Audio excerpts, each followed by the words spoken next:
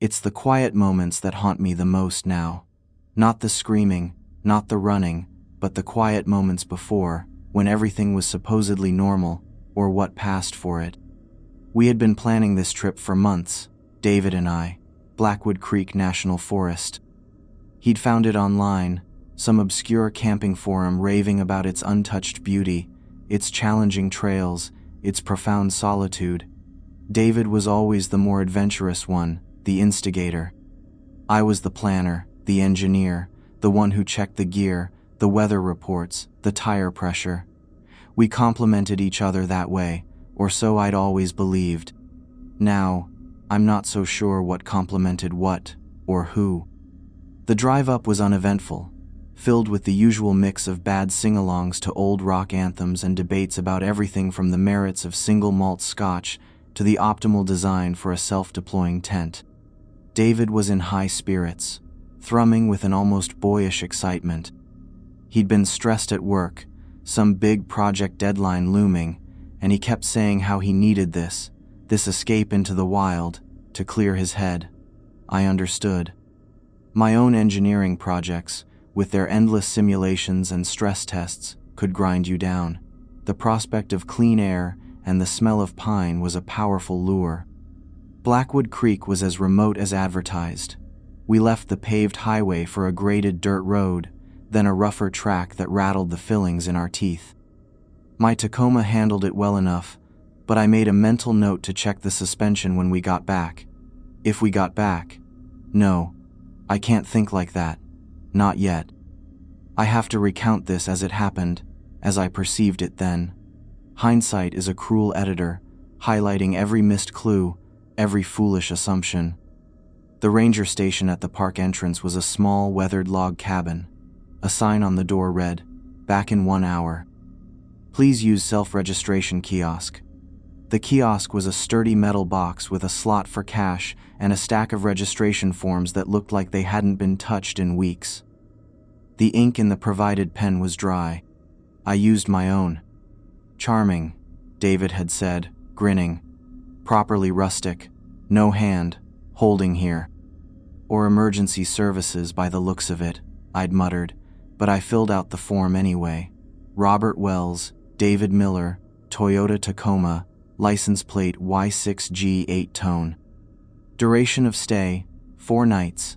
Campsite preference, deep wilderness, Site 7B, by the creek, as reserved online.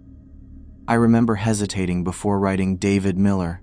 Just a flicker, a momentary pause of the pen. Why? I don't know. It meant nothing then. Site 7B was another few miles in, down a narrow, overgrown trail. It was perfect, classically beautiful. A small clearing nestled amongst towering pines and ancient oaks, the eponymous Blackwood Creek gurgling merrily nearby. The late afternoon sun dappled through the canopy, painting shifting patterns on the forest floor. There was a pre-existing stone fire pit, a sturdy-looking picnic table, and nothing else but trees and silence, the kind of silence that hums. "See? Paradise," David declared, stretching expansively as he got out of the truck. He took a deep, theatrical breath. "Smell that, Rob. No exhaust fumes, no recycled office air, just pure." We set up camp with practiced efficiency. The new 4-season tent went up smoothly, sleeping bags unrolled, air mattresses inflated. David, always impatient to get to the fun part, started gathering firewood while I organized the cooking gear and food supplies in the bear-resistant containers. Standard procedure. Everything was standard. The first subtle shift, the first note in the discordant symphony that my life has become, was small. So small, I almost didn't register it. We were sitting by the fire as dusk began to purple the sky. I was tending to the sausages sizzling in the pan, and David was whittling a piece of wood with his favorite knife, the one his grandfather had given him. He was telling a story, one I'd heard a dozen times, about a disastrous fishing trip in his teens where he'd accidentally sunk his uncle's rowboat. "And Uncle Jerry," he chuckled. He just stood there on the shore, hands on his hips, not saying a word, just watching his prized boat, the Perch Princess. Go glug glug glug to the bottom of Lake Minnetonka. I smiled, waiting for the punchline I knew was coming, about how his uncle had then made him dive for the tackle boxes, but he stopped. He frowned slightly at the piece of wood in his hand, then looked up at me. Lake Wanapide, wasn't it? He said, more a statement than a question. Yeah, Wanapide, up near Sudbury. I blinked. No, Dave, it was Minnetonka. You've told me 100 times. Your Aunt Carol still ribs you about the Perch Princess sinking in Minnesota. He shrugged, a quick, dismissive gesture. Huh. Must be thinking of a different boat. Old age, man. He was 42, same as me. Not exactly geriatric. But he laughed it off, and the conversation moved on. I didn't press it. It was trivial. A momentary lapse, a crossed wire in the brain. Happens to everyone. Yet, it stuck with me, a tiny burr under the saddle of my contentment. Lake Minnetonka was practically a family legend for him. How could he misremember that? Later that evening, the forest seemed to change. The cheerful gurgle of the creek took on a more secretive, whispering tone. The shadows cast by the firelight danced with a little too much enthusiasm, morphing familiar shapes into grotesque parodies. The usual night sounds, the hoot of an owl, the chirping of crickets, were conspicuously absent. An unnerving stillness settled over Blackwood Creek, a silence that felt less like peace and more like a held breath. Quiet tonight, I remarked, more to break the oppressive silence than anything else. David nodded, staring into the flames. His face, usually so animated, was strangely placid. Yeah, too quiet maybe. He poked the fire with a stick, sending a shower of sparks into the darkness. Maybe all the critters know something we don't. It wasn't like him to be ominous. David was the eternal optimist, the one who'd laugh in the face of a charging bear, convinced it just wanted to play. This new, somber note was unsettling. I chalked it up to his work stress finally catching up with him, the release of tension manifesting as a kind of moody introspection. We turned in early. The tent was cold, the air damp. I lay there in my sleeping bag, listening to David's breathing beside me. It sounded regular, deep, but the woods outside were too still. I found myself straining to hear the familiar rustles and snaps of a forest at night, but there was nothing. Only the faint, distant rush of Blackwood Creek and the pulsing of my own blood in my ears. Sometime in the deep velvet of the night, I was jolted awake. I wasn't sure what had woken me. A sound? A feeling? I lay perfectly still, every sense straining. David was a dark shape beside me, breathing evenly. Then I heard it, a soft, rhythmic scraping sound coming from just outside the tent, like fingernails dragging slowly across canvas. My heart hammered against my ribs. I reached out cautiously, fumbling for the heavy-duty flashlight I always kept by my side. My fingers brushed against David's arm. He didn't stir. The scraping stopped. Silence rushed back in, thick and suffocating. I held my breath, listening. Was it an animal? A raccoon? A porcupine? But the sound had been too deliberate, too methodical. I slowly unzipped my sleeping bag, the sound deafening in the stillness. I had to know. I edged towards the tent flap, my movements measured in millimeters. Peering through the tiny gap in the zipper, I saw nothing but the inky blackness of the moonless night.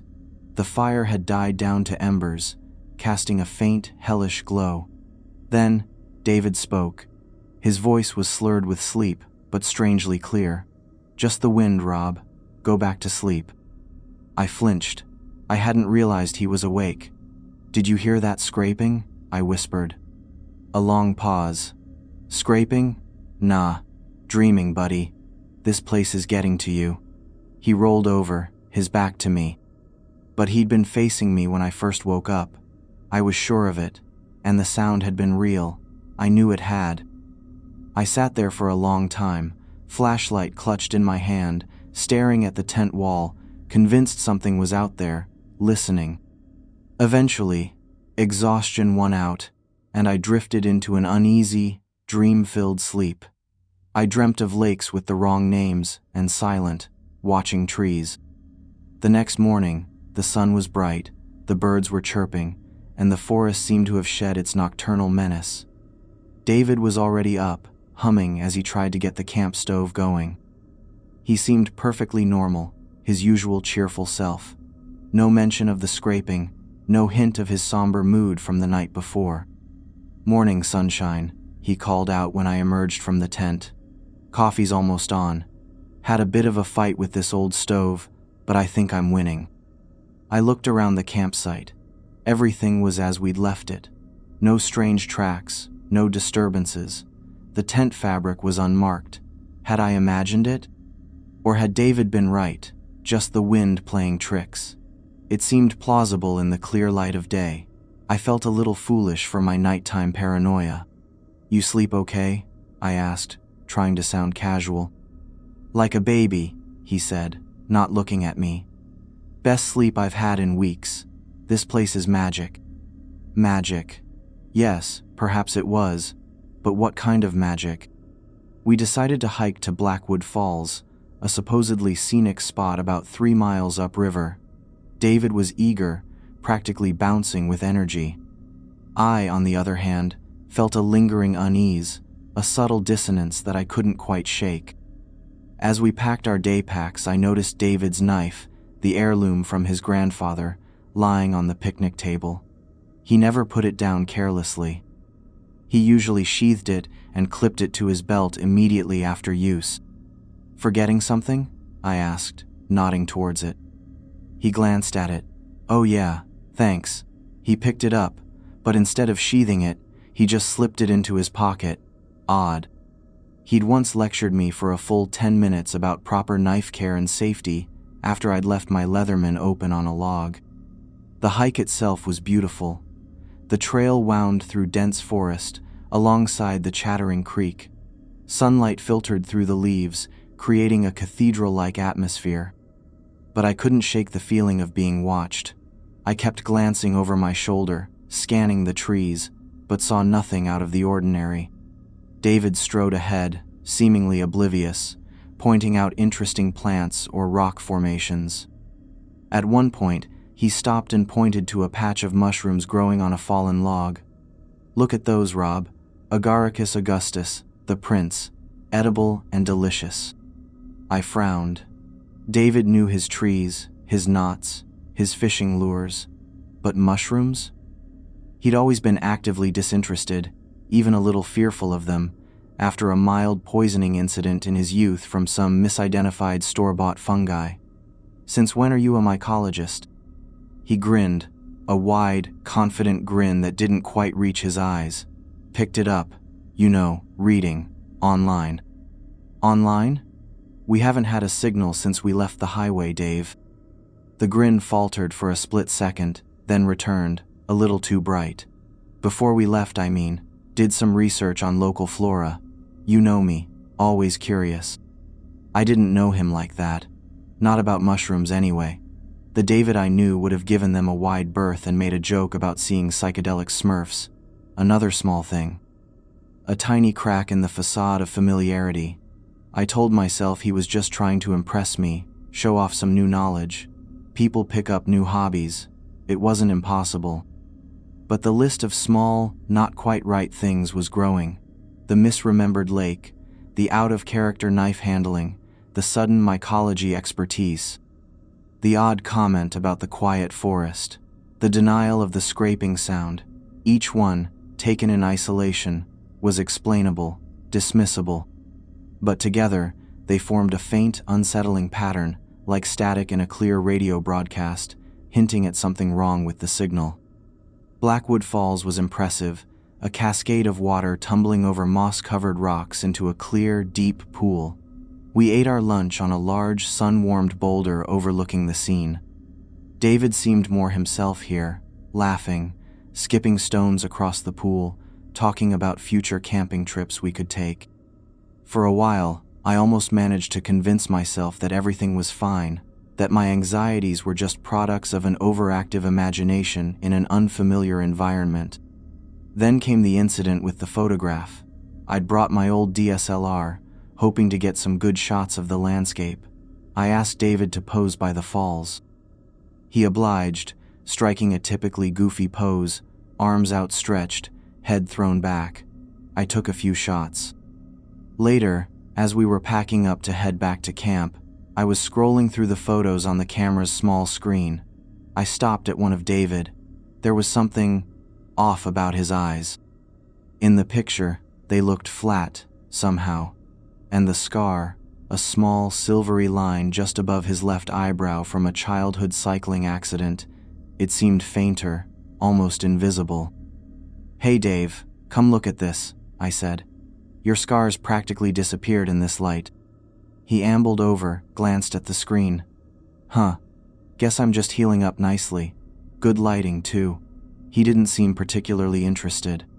But that scar hadn't faded in 35 years. It was a part of him, as familiar to me as his laugh or his slightly crooked left canine. I zoomed in on the image. The scar was there, but it was smoother, less defined, like a poorly photoshopped image. I looked up at his actual face. The scar was there, distinct as ever. I looked back at the photo. Fainter. "Weird," I said, trying to keep my voice light. "Must be the camera angle, or a reflection." "Probably," he said, already turning away, eager to get moving. "Come on, slowpoke, daylight's burning." I pocketed the camera, a cold knot forming in my stomach. The rational part of my brain, the engineer, was struggling to find explanations. Lens flare, digital artifact, shadows. But another part, a more primal, instinctive part, was whispering that something was fundamentally wrong. The David in the photograph wasn't quite the David standing next to me. And I was starting to wonder if the David standing next to me was quite the David I'd known for most of my life. The walk back to the campsite was quieter. I was lost in my thoughts, replaying the small anomalies, trying to fit them into a logical framework. David, for his part, seemed unusually subdued again, the ebullience of the falls having evaporated. He walked with his head down, occasionally kicking at stones on the path. When we got back to camp, I decided to try the satellite phone. I'd brought it for emergencies, a heavy, clunky thing, but usually reliable. I'd checked it before we left. Full battery. It was supposed to work anywhere with a clear view of the sky. Our campsite had that in abundance. I switched it on. The screen flickered, then displayed. No signal. Searching. "Damn," I muttered. Thought this thing was foolproof. David came over. "What's up?" "Sat phone's not getting a signal. Strange. We're not in a canyon or anything." He peered at it. "Maybe it's solar flares. Or the Russians. You know they're always messing with GPS." He said it with a smirk, but it wasn't his usual playful teasing. There was an edge to it, something I couldn't quite place. "It's not GPS. It's a different satellite constellation," I explained, trying again, holding the phone aloft, pointing it in different directions. Still nothing. "Battery's fine. It should be working." "Maybe it's just broken," David suggested, a little too quickly. "Those things are temperamental. Don't worry about it. We don't need it anyway. We're fine." "We're fine." His words echoed in the quiet of the clearing. But we weren't fine. I wasn't fine. And I was increasingly certain that David wasn't David. The air in Blackwood Creek felt charged, heavy with unspoken secrets. The beauty of the place was starting to feel like a painted backdrop, concealing something rotten and terrifying just out of sight. The first 24 hours had passed, and the subtle wrongness was no longer so subtle. It was knocking, persistently, at the door of my perception, demanding to be acknowledged. And I was beginning to realize that opening that door might mean confronting a reality I wasn't prepared for. The idea of a rational explanation was becoming a rapidly shrinking island in a sea of rising dread. That evening, as the fire crackled and the shadows deepened, I found myself watching David with a new, unwelcome intensity. Every gesture, every word, every expression was subjected to a silent, desperate scrutiny. I was looking for my friend, the man I'd shared countless beers and confidences with, the man who'd been best man at my short-lived wedding, the man who knew my history as well as I knew his. But with each passing moment, I saw less of him. He was recounting another story, this one about a work colleague who'd embarrassed himself at the office Christmas party. It was a typical David anecdote, full of humorous details and exaggerated impersonations. But the cadence of his speech was subtly off. Certain inflections, certain turns of phrase weren't quite right. He used the word utilize instead of use, something the real David, a staunch defender of plain English, would never have done. He described the colleague's unfortunate toupee as a rather unconvincing hairpiece, a stilted, formal phrasing that sounded alien coming from his lips. I kept my expression neutral, nodding along, offering the occasional forced chuckle. Inside, a cold panic was beginning to take root. This wasn't just stress or a quirky mood. This was something else. This was replacement. He finished his story, and for a moment, there was silence, broken only by the snap of the fire. He looked at me, a strange, searching look in his eyes. Eyes that were, I now realized with a jolt, a shade too dark, a fraction too wide set. Or was I imagining that? Was the firelight playing tricks? "You're quiet tonight, Rob," he said, his voice soft. Too soft. "Everything okay?" I forced a smile. "Yeah, just tired. Long hike." It was a weak excuse, and I knew it. He nodded slowly. "This place can take it out of you. All this, nature." He gestured vaguely at the surrounding trees. "It's powerful." It was then that I remembered the emergency radio in the Tacoma. A small hand-cranked unit, capable of receiving weather bands and, with enough effort, broadcasting a weak signal on emergency frequencies. It was a last resort, but suddenly it felt like our only resort. If the sat phone was out, and our cell phones were just expensive bricks, then the radio was our only potential link to the outside world. "I'm going to grab something from the truck," I said, getting to my feet. My legs felt unsteady. "Need a hand?" he asked, his head tilted slightly, still watching me with that unnerving focus. "No, I'm good. Be right back." I tried to sound casual, normal. I walked towards the Tacoma, parked at the edge of the clearing. Each step felt like wading through molasses. I could feel his eyes on my back. I didn't dare look around. The truck's battery was dead. Completely, utterly dead. I turned the key in the ignition. Nothing. Not even a click. The dashboard remained dark. I tried the headlights. Nothing. I had checked the battery before we left. It was new, top of the line. It couldn't just die like this. Not without a reason. Unless something had drained it, or disconnected it. I popped the hood. In the dim light from the distant campfire, I could just make out the battery terminals. They looked clean, too clean. And one of the cables, the negative, seemed slightly loose. I touched it.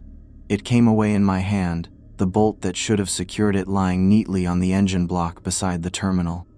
Not unscrewed by vibration, placed. My blood ran cold. This wasn't an accident. This was deliberate. I slammed the hood shut, the sound echoing unnaturally loud in the stillness. I leaned against the truck, my mind racing. The misremembered stories, the knife, the mushrooms, the photograph, the dead sat phone, and now this. It was a systematic dismantling of our ability to communicate, to escape. We were being isolated. By whom, or by what? I looked back towards the campfire. David, or the thing that looked like David, was still sitting there, poking the fire with a stick, his silhouette a dark, unreadable shape against the flames. He hadn't moved. Had he done this? How? When? He'd been with me almost constantly. Unless he wasn't the only one. The thought hit me with physical force, making me gasp for air. The scraping sound outside the tent, the feeling of being watched in the forest. What if this thing, whatever it was, wasn't singular? I had to get to the radio. It was in the glove compartment. I fumbled with the truck door handle, my hands shaking. Locked. Of course, it was locked. I always locked it, even out here. My keys. They were in my jacket pocket back at the campfire. Back with him. No. I had a spare key hidden in a magnetic box under the rear bumper. A habit from years ago, after locking my keys in the car one too many times. I prayed I hadn't removed it. I knelt down, feeling along the cold metal of the bumper in the dark. My fingers brushed against the familiar, small, rectangular box. Relief, sharp and immediate, washed over me. I got the key, unlocked the door, and quickly opened the glove compartment. The radio was there, tucked beside the owner's manual and a crumpled gas station receipt. I grabbed it, my heart pounding. I also grabbed the heavy Maglite flashlight from under the seat. It felt solid, reassuring in my hand, a potential weapon. As I quietly closed the truck door, I heard a twig snap behind me. I spun around, flashlight raised, thumbing the switch. The beam cut through the darkness, landing squarely on David. He stood about 20 feet away, at the edge of the trees, perfectly still. He hadn't been there a second ago. I hadn't heard him approach. "Find what you were looking for?" he asked. His voice was calm, conversational, but his eyes, reflecting the flashlight beam, seemed to glow faintly, like an animal's. And his smile, it was wrong, all wrong. It was too wide, stretching his mouth in a way that was not quite human. The friendly mask had slipped, just for a moment, revealing something terrifying underneath. My carefully constructed composure shattered. The engineer in me, the rational problem solver, went offline.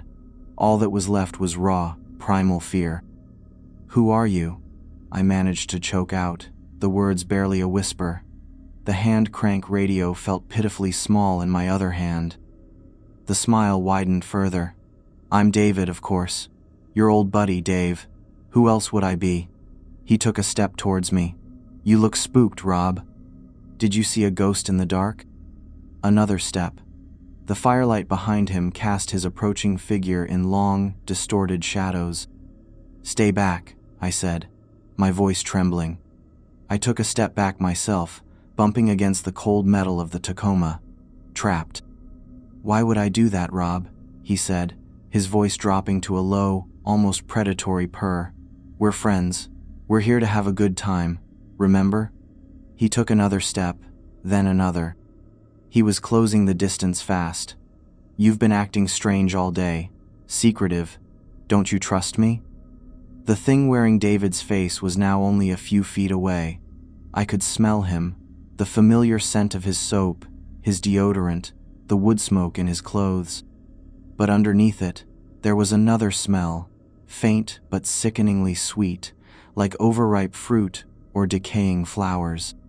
"That scar on your forehead," I blurted out, desperate, trying to find some anchor, some piece of the real David. "The one from your bike accident. Tell me about it. Tell me how you got it." It was a test, a stupid, flimsy test against something I was beginning to realize was far beyond my comprehension. He stopped. His head tilted again, that bird-like, inquisitive motion that was so utterly unlike my friend. The smile vanished, replaced by a look of blank consideration. For a moment, I saw a flicker of something in his eyes, not confusion, but calculation, like a machine searching its database for the correct file. "The scar?" he said slowly. "Oh, that. Silly story. Fell off my bike, like you said. Clumsy kid, that was me." He chuckled, a dry, hollow sound. "Hit a patch of gravel. Mom was furious about the new jeans I tore. It was close, so close to the real story, but wrong. He hadn't torn his jeans. He'd broken his wrist. His mom hadn't been furious. She'd been terrified. And he hadn't hit gravel. A dog had run out in front of him. Small details, crucial details, details that my best friend would never, ever get wrong." "That's not how it happened," I said, my voice shaking but firm. The flashlight beam was fixed on his face. I could see the tiny muscle twitches around his mouth, the unnatural stillness of his pupils. The thing wearing David's skin let out a soft sigh, a sound of disappointment almost. Ah, well, can't get everything right, can I? Memory is a tricky thing, Robert. He called me Robert. David always called me Rob, always. That was it. The final, undeniable proof. The last vestige of hope that this was all some horrible misunderstanding, some psychological break, withered and died. This was not David. This was something else. Something that had taken his place, that wore his face and his clothes, that had access to his memories but not his soul, not his essence. What did you do to him? I demanded, my fear now mingled with a rising tide of rage and grief. Where's David? The smile returned, wider this time, predatory and utterly devoid of human warmth. David is contributing. He's part of the forest now, Robert. Part of the quiet, part of the magic. It gestured vaguely towards the dark trees surrounding us. He's helping us understand. Understand what? You, of course, it said, as if it were the most obvious thing in the world. Your connections, your patterns, your flavor. It took another step, and I could see the texture of its skin now, under the flashlight. It looked stretched. Taut over an alien framework. The eyes were definitely wrong, the pupils too large, almost entirely black, reflecting the light with a dead, flat sheen. Before I could react, before I could even think, it lunged. It moved with a speed that was impossible, inhuman. One moment it was 3 feet away, the next it was right on top of me. I yelled, a choked, terrified sound, and brought the maglite up in a desperate, instinctive arc, swinging it with all my strength. There was a sickening thud as the heavy flashlight connected with the side of its head. The thing recoiled, a hiss escaping its lips, a sound that was not human, not animal, but something utterly alien. It stumbled back, one hand flying to its temple. For a split second, under the impact, the features seemed to ripple, to distort, like a reflection on disturbed water. I saw a flash of something else beneath the David skin, something pale and multifaceted. I didn't wait to see more. I turned and ran. I plunged into the darkness of the forest, away from the deceptive glow of the campfire, away from the monstrous parody of my friend. I had the hand-crank radio clutched in one hand, the dented maglite in the other. I didn't know where I was going. I just knew I had to get away. Branches whipped at my face, roots snagged my feet, but I kept running, fueled by adrenaline and sheer terror. Behind me, I heard it call out, its voice a perfect imitation of David's, laced with a chilling, feigned concern. Rob, wait. What's wrong? Are you okay? Don't run off like that. It's dangerous out here in the dark. Dangerous. Yes, it was dangerous. But the greatest danger was the thing wearing my best friend's face. The thing that was now, undoubtedly, hunting me. My isolation was complete. My phone was useless, the sat phone dead, the truck disabled. My only companion was gone, replaced by a monster. I was alone in Blackwood Creek National Forest with an entity of unknown power and malevolent intent. The subtle wrongness had escalated into direct, terrifying confrontation, and the night had only just begun. I ran blindly, crashing through the undergrowth, the sounds of my own ragged breathing loud in my ears. The forest was a black labyrinth, every tree a potential hiding place for my pursuer, every rustle of leaves a fresh spike of fear. I had no idea which direction I was heading, only that it was away from the campsite, away from that thing. The maglite beam bobbed erratically, offering fleeting glimpses of tangled branches and dark, forbidding trunks. After what felt like an eternity, but was probably only 10 or 15 minutes, my lungs burning and my legs aching, I stumbled into a small, relatively clear area. It was a tiny dell, perhaps an old game trail junction, slightly more open to the sky. I collapsed against the trunk of a large pine, gasping for air, trying to listen over the frantic thumping of my heart. Silence, or what passed for it. The night sounds of the forest, which had seemed so absent earlier, were now amplified. Each snap of a twig, each hoot of a distant owl, a potential threat. Was it out there, listening, following? How could it not be? It had moved with such unnatural speed. I had to think. My engineer's mind, though battered by terror, began to reassert itself, sifting through the chaos for a plan. I had the radio. It was my only hope. But I needed to be somewhere relatively safe, somewhere I could try to use it without being immediately pounced upon, and I needed to understand what I was up against. David is contributing. The words echoed in my mind. He's part of the forest now. What did that mean? Was he dead, or worse, and helping us understand? Us. That confirmed my fear. There were more of them, or it was a collective. My thoughts raced back to the ranger station, the deserted kiosk, the old forms. Had this happened before? Were there records? Warnings? It was a long shot, but it was the only place I could think of that might offer some answers, or at least a slightly more defensible position than the open woods. It was miles away, back towards the park entrance. A dangerous journey, especially at night, with that thing hunting me. But what choice did I have? Staying still was a death sentence. I took a deep breath, trying to calm myself. I checked the mag light. The beam was still strong, but the casing was dented from the impact with the creature's head. The radio felt fragile in my trembling hand. I needed to find a landmark, get my bearings, the creek. If I could find Blackwood Creek, I could try to follow it downstream, towards the park entrance. The ranger station was near where the main park road crossed the creek. Listening intently, I could just make out the faint murmur of water in the distance. To my left, I thought. I pushed myself to my feet, every muscle protesting.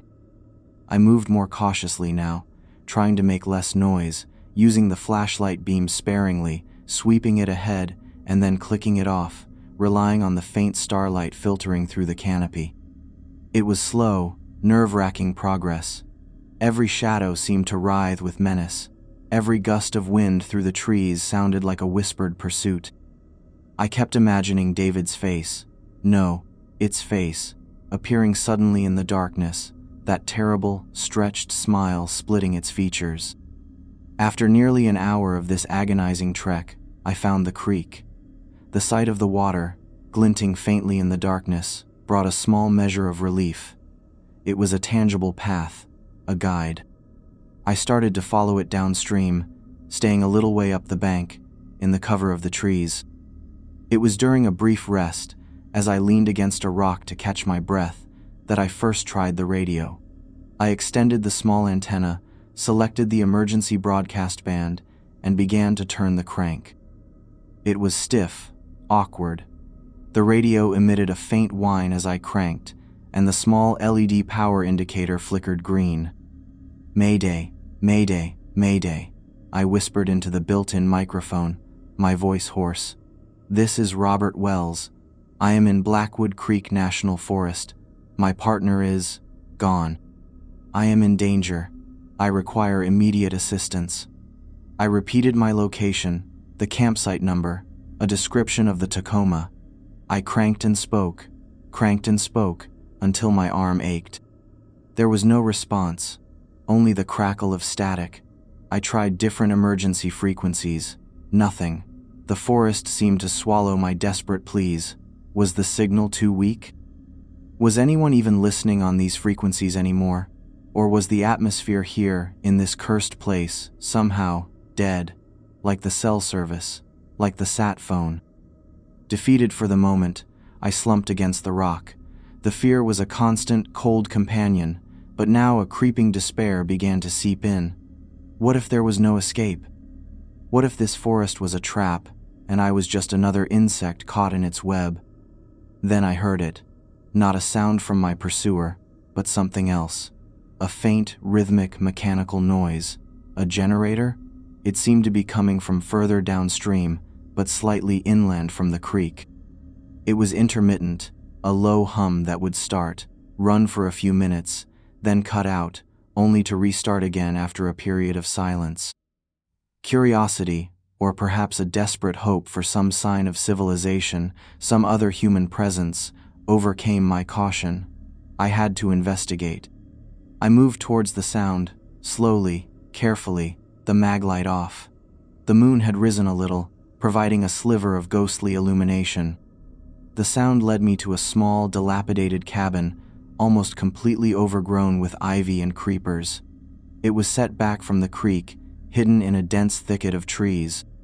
It wasn't marked on any park map I'd seen.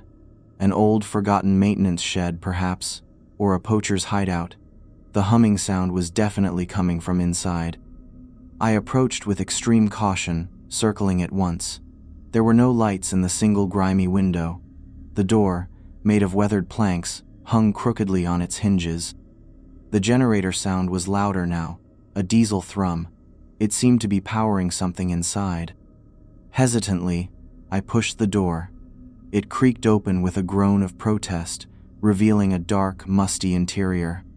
The smell of damp earth, mildew, and something else, a faint, coppery, metallic scent, like old blood.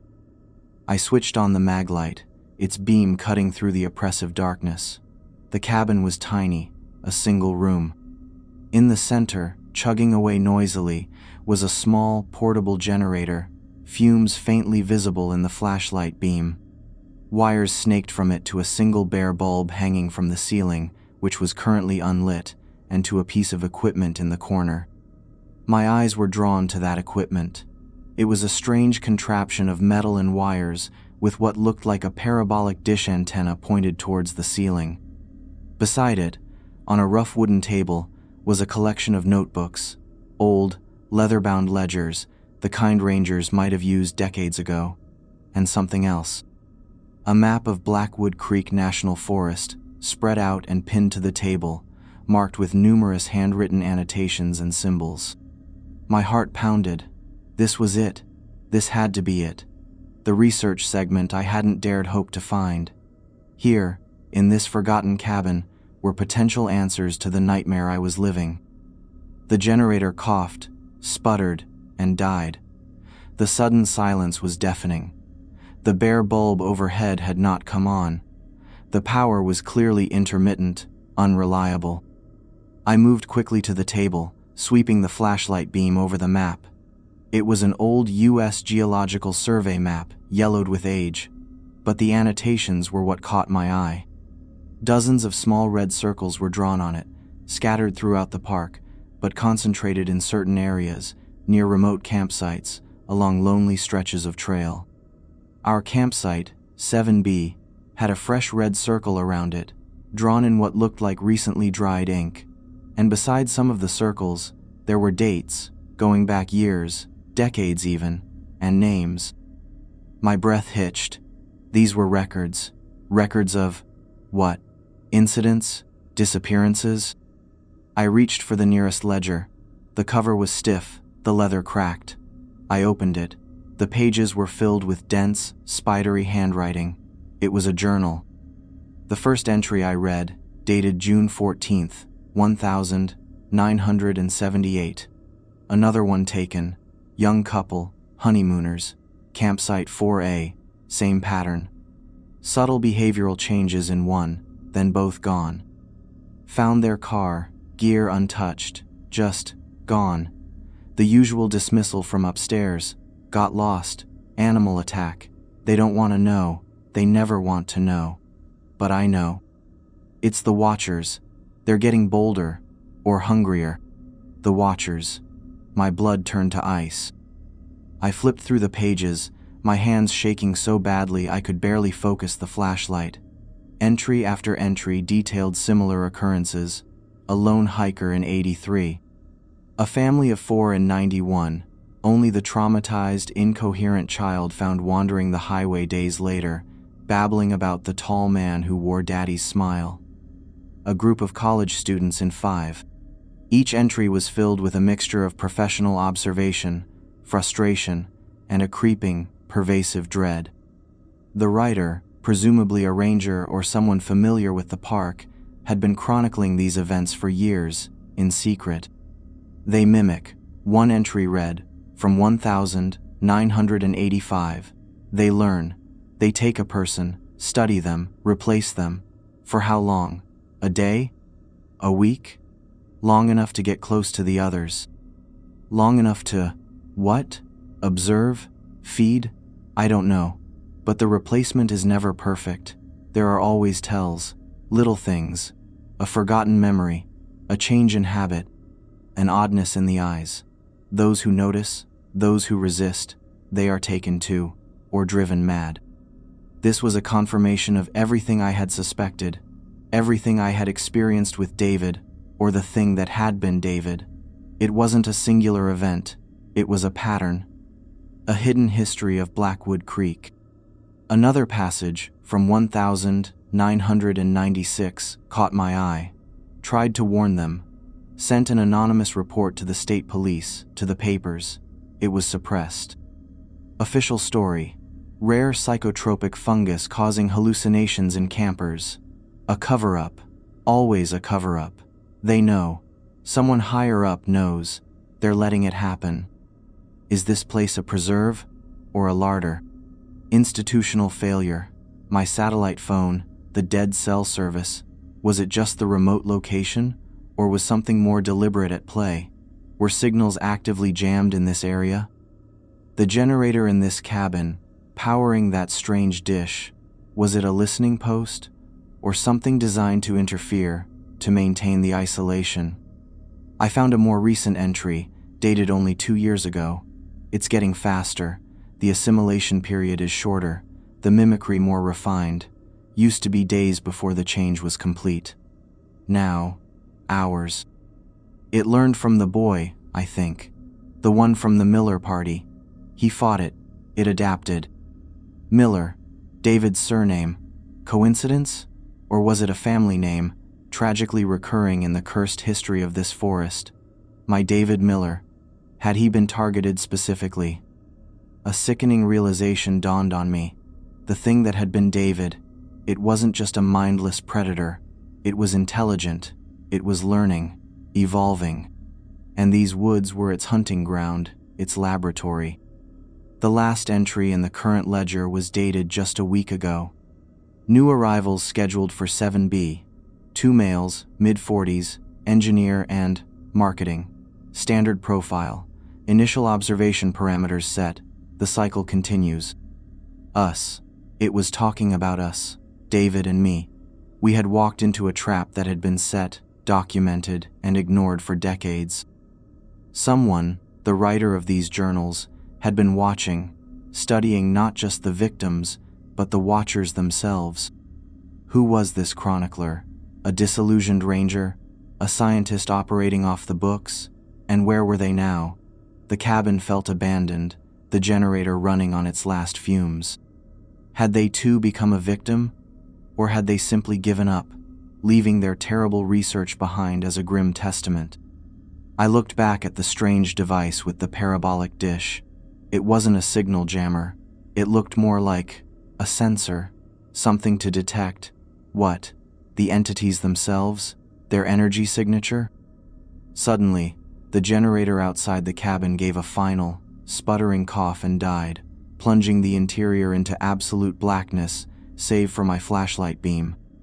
The silence that followed was profound, broken only by my own harsh breathing and the drip, drip, drip of water somewhere in the cabin.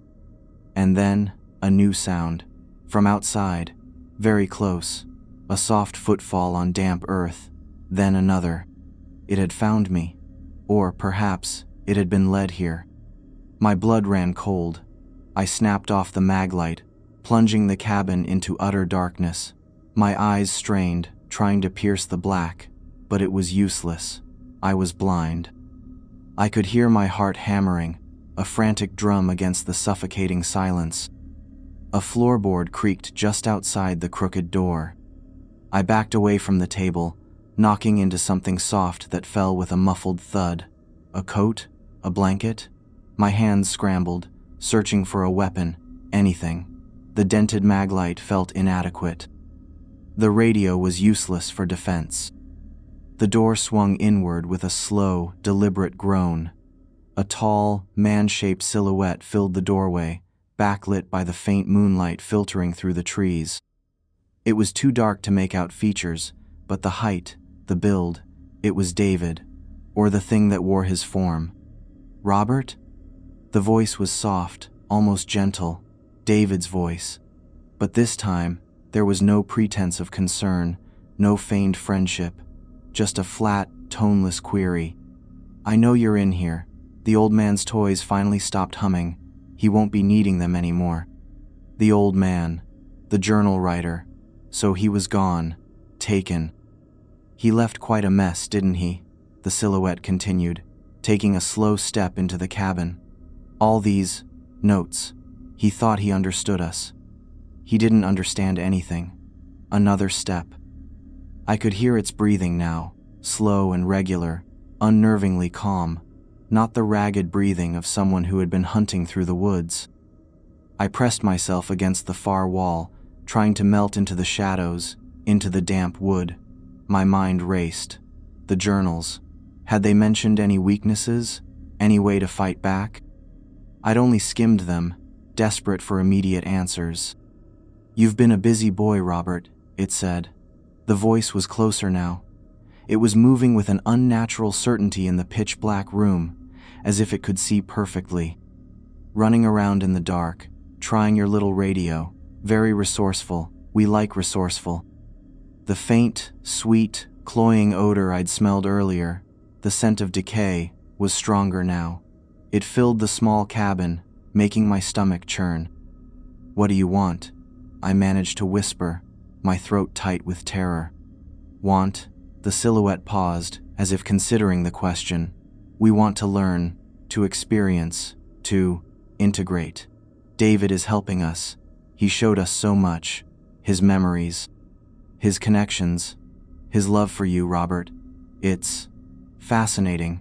The word love dripped with a cold, clinical curiosity that made my skin crawl. It was only a few feet away now. I could feel a strange coldness radiating from it, a chill that had nothing to do with the night air. "You should have just stayed at the campsite, Robert," it said, its voice dropping to a near whisper. "It would have been easier, for everyone." Then, it lunged. I didn't even have time to scream. I threw myself sideways, blindly, desperately. My shoulder hit the wall hard. I heard a whoosh of air where I'd been standing. It was fast, impossibly fast, even in the dark. I scrambled along the wall, my hands searching for the door, for escape. My fingers brushed against the rough wood of the doorframe. Freedom. As I burst out of the cabin and into the relative lightness of the moonlit forest, I risked a glance back. For a split second, as it emerged from the deeper darkness of the cabin's interior, the moonlight caught its face. It wasn't David's face anymore. The features were distorted, elongated. The eyes were too large, entirely black, glowing with a faint, internal luminescence. The mouth was stretched into that horrifyingly wide, lipless smile, revealing teeth that were too long, too sharp. The skin, it was pale, almost translucent, and seemed to shift and ripple, as if the underlying structure was not quite solid, not quite fixed. It was a grotesque caricature, a half-formed thing struggling to maintain a human guise. The mimicry was failing, or perhaps, it no longer felt the need to pretend. The sight seared itself into my brain. This was the true face of the Watcher. It raised a hand, and its fingers were too long, jointed in ways that were subtly wrong. "You can't run forever, Robert," it called out, its voice now a distorted chorus, a blend of David's familiar tones and something deeper, harsher, utterly inhuman. "We know this forest, every tree, every shadow, and we know you." I didn't reply. I just ran, harder than I'd ever run in my life. The knowledge from the journals, the horrific sight of the creature's true form, it all fueled a desperate, primal urge to survive. The path back to the ranger station, to the main road, to any semblance of the normal world, was my only goal. I had to get out of Blackwood Creek. I had to warn someone, even if they wouldn't believe me. Even if they called me mad, I had seen what was in these woods. And I knew, with chilling certainty, that it was still out there, and it wanted me. The rest of that night is a blur of terror and exhaustion. I stumbled through the forest, guided by the creek, driven by the image of that horrifying, true face. Several times I thought I heard it, a rustle in the undergrowth just behind me, a shadowy movement at the periphery of my vision, that distorted, multi-tonal voice calling my name, sometimes as David, sometimes as something else, but I never looked back. I couldn't afford to. The hand crank radio was still clutched in my hand. At some point, during a brief, gasping pause, I tried it again, cranked with trembling arms, spoke into the microphone, begging for help. Still nothing but static. But I kept it with me. It was a talisman, a fragile symbol of a world I was desperate to return to. Dawn was breaking as I finally staggered out of the tree line and onto the dirt road that led to the park entrance. Gray light filtered through the trees, painting the world in drab, exhausted hues. I was covered in mud, scratches, my clothes torn, my body aching, but I was alive. The ranger station was just ahead. It looked exactly as it had when David and I first arrived. Quiet, deserted. The back in 1 hour sign was still on the door. Had it ever changed? Was there even a ranger? Or was this station just another prop in this elaborate, deadly stage play? My truck keys. The spare was still in my pocket. My truck. It was miles back, at the campsite, its battery dead, its negative cable carefully removed and placed. Useless. But I had to report this. I had to tell someone. I leaned against the kiosk, fighting for breath. The registration forms were still there, untouched. My own form, with Robert Wells and David Miller written on it, lay on top. A testament to our naive entry into this nightmare. As the sun climbed higher, casting long shadows, I started to walk. Down the dirt road, towards the paved highway, towards civilization. Each step was an effort. My mind replayed the horrors of the night, the changing face of my friend, the words in the journal, the true form of the watcher. It took hours, hours of painful, plodding progress. Finally, late in the morning, I reached the highway. The sight of cars speeding past, oblivious, felt like a vision from another planet. I must have looked like a madman, emerging from the woods, wild-eyed and disheveled. A state trooper eventually stopped. A young woman, her expression a mixture of concern and suspicion. I tried to explain.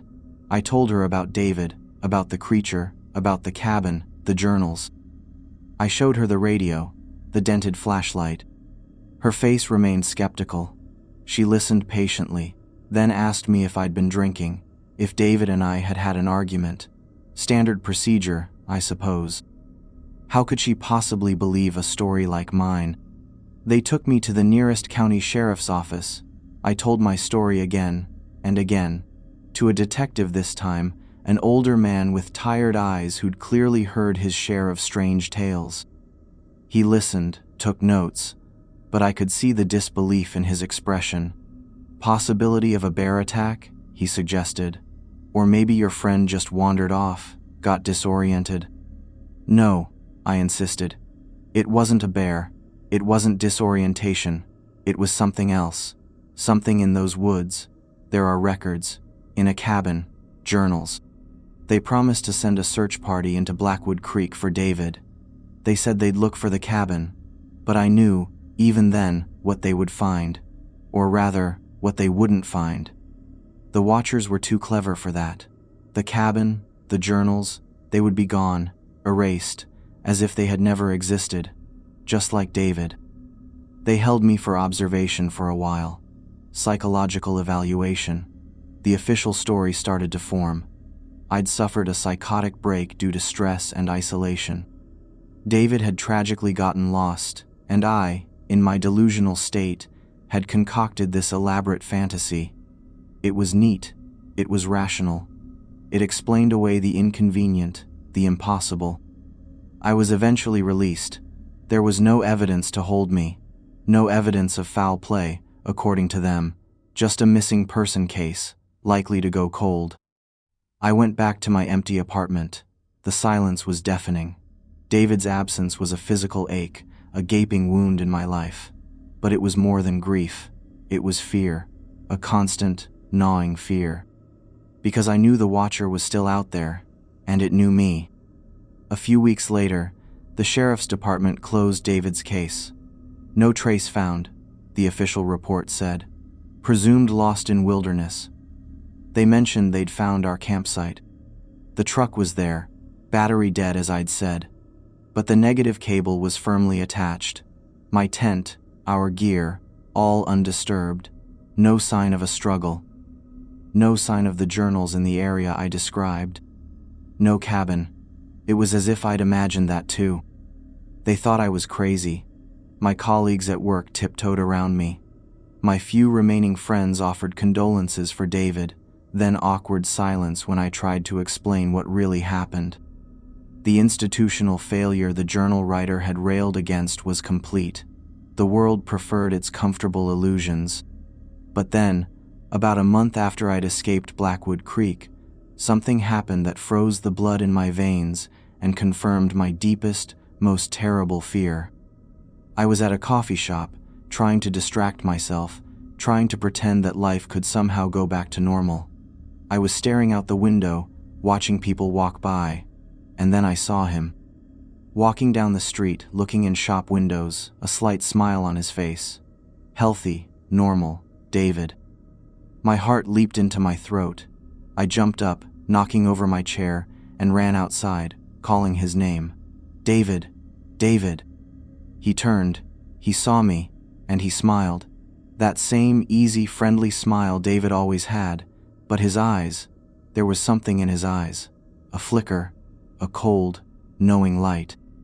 And the scar above his left eyebrow, the one from the cycling accident, it was perfect.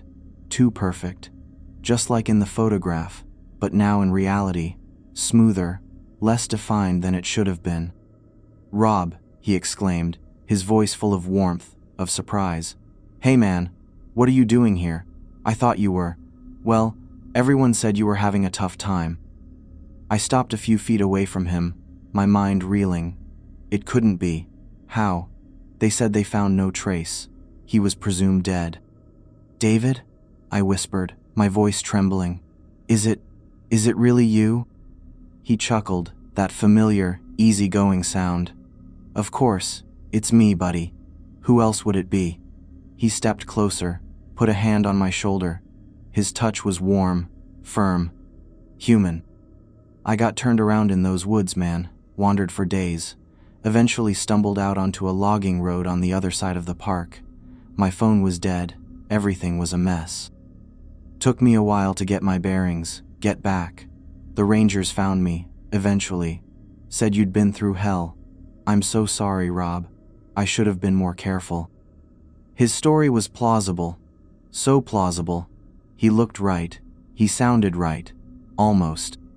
But I had seen its true face in the moonlight. I had smelled its alien scent. I remembered the cold, clinical curiosity in its voice. David is contributing.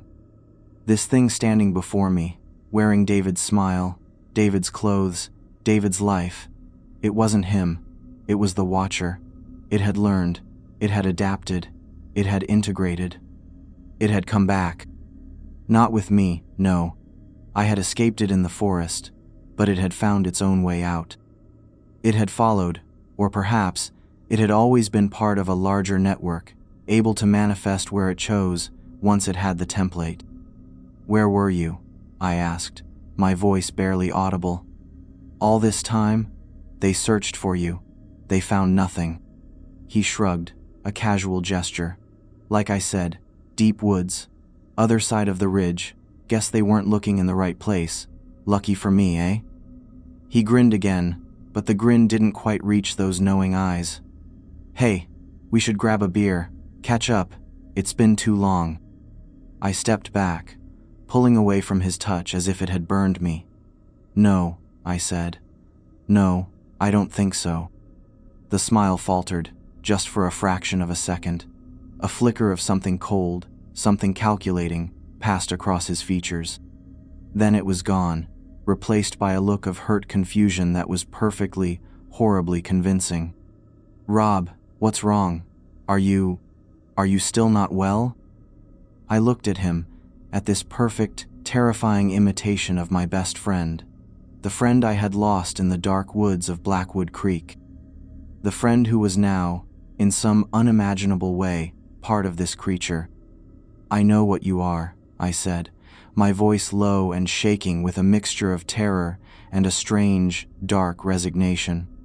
The thing wearing David's face held my gaze for a long moment. The feigned concern slowly bled from its expression, replaced by that same faint, knowing smile I'd seen in the forest. It didn't deny it. It didn't need to. "It's good to see you too, Robert," it said softly. Then it turned, and casually, calmly, walked away, disappearing into the afternoon crowd. Just another person on a busy street. I stood there, trembling, watching it go, powerless. No one would ever believe me. I was the crazy one, the man who'd lost his mind in the woods, and it was free, walking among us. Learning, watching, waiting. So no, David didn't return with me. Not my David. But something else did. Something that wears his face and speaks with his voice. Something that carries his memories but not his soul. It's out there now, a part of the world, a perfect mimic. And sometimes, when the nights are too quiet, I wonder if it remembers me. I wonder if it's still interested.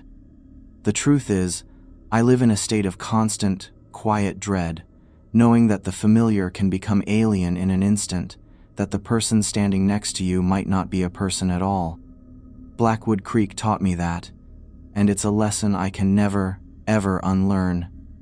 The real horror isn't just what happened in the forest, it's the knowledge that the forest, in a way, never truly ends.